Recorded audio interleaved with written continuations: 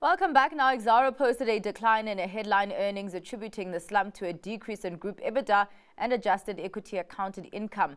But an increase in coal and energy revenue resulted in a 5% jump in the Diversified Resources Group's revenue. Exxaro says it will execute its growth of blueprint to maximize the potential of its coal assets, while seeking new streams of revenue to mitigate the risk of stranded assets in a decarbonizing world. Acting CEO and Finance Director Riaan Koppeschaar joins us now for more on that performance. Thank you so much for your time, Riaan. Let's actually start off there with that top line, the dynamics that are driving up that revenue growth, even with the current pressures that we're seeing in the commodity cycle. Yes, so our revenue did increase over the period, although the export prices were lower.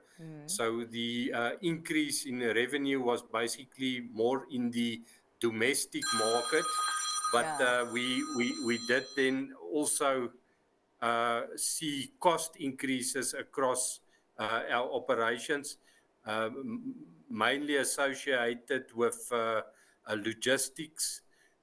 We need to use alternative logistics channels to export our goods. And then also some of the revenue increases were also offset by us doing more maintenance at certain of our operations. And then also we did additional overburden stripping at one of our mines at Belfast. By the way, I haven't heard an actual phone ring in a while, Riaan, so it's quite good to hear that sound. You talk about those cost pressures, and, you know, some of those are due to things that you cannot control as a business. And I'm wondering how much power you have then to try and control that cost base at this point, or is there just no relief in sight, at least in the short term? No, what we're saying is obviously prices and exchange rates we can't control, but cost we can control. So that is a vigorous drive in the group. Especially on the logistics side. As we said, we had to evacuate 1.8 million tons through alternative ports, but even that is not optimized as yet. We're looking to move less coal via road and then more via rail. Also, not only logistics cost, also our operations, where we, at the end of the day, when commodity prices come down, you can only really be competitive if you are low on the cost curve. It is really just still discouraging to see the pressure that the logistics constraints are still are putting on companies. Let's go into drill into the coal division, where you saw lower demand from Eskom. What is playing out there, and how is Exxaro navigating the supply dynamics there? Yeah, so remember at Matimba and Medupi power stations, we're the only supplier of coal. So they had availability issues at those two power stations. Not all the units were running due to a variety of reasons. So that did impact our production, that we couldn't supply all the volumes. But we are hopeful in this year, Unit 4 at Medupi is coming back on stream.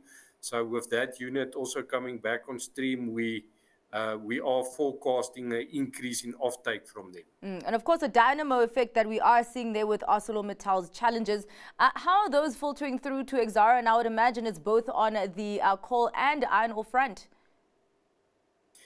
Yeah, so I can talk about the coal side. We don't foresee any challenges on the Vanderbijlpark portion of our sales. But obviously Newcastle, there may be an impact, although we don't think the impact will be substantial. So we obviously need to get final details of what the restructuring will entail at Newcastle before we can finally assess the impact. Yeah. Riaan, you know, in the midst of this commodity cycle that we are in, what then do your CapEx priorities look like in the short to medium term? I did notice also there was a slight drop in your CapEx during the reporting period. Yeah, so what we told the market a couple of years ago.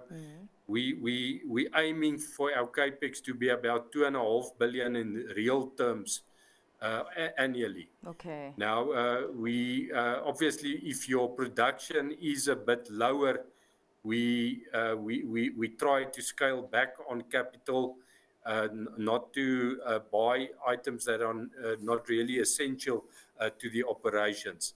So our guidance remains between 2.5 and 3 billion rand in real terms, and we're fairly confident that we can remain within that guidance. All right. Well, thank you so much for your time. We do have to wrap up the conversation there. Much appreciated, Riaan. That was Riaan Kopeska, Acting CEO and Finance Director for Exxaro.